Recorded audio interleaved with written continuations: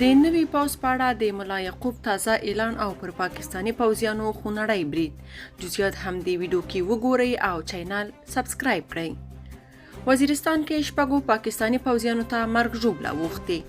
په جنوبي وزیرستان کې د وسلوال برید په پایله کې 2 پاکستاني پوځیان وژل شوي دي.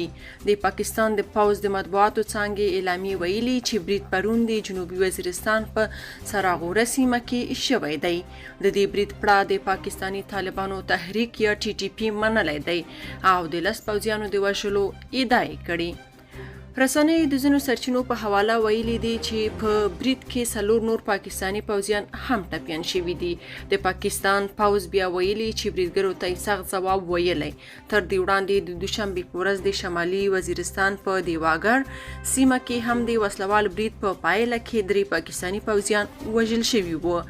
بلخوا ملا یعقوب نوي ملي اردو کې 11,000 تنه سرتیري جذب شوي دي.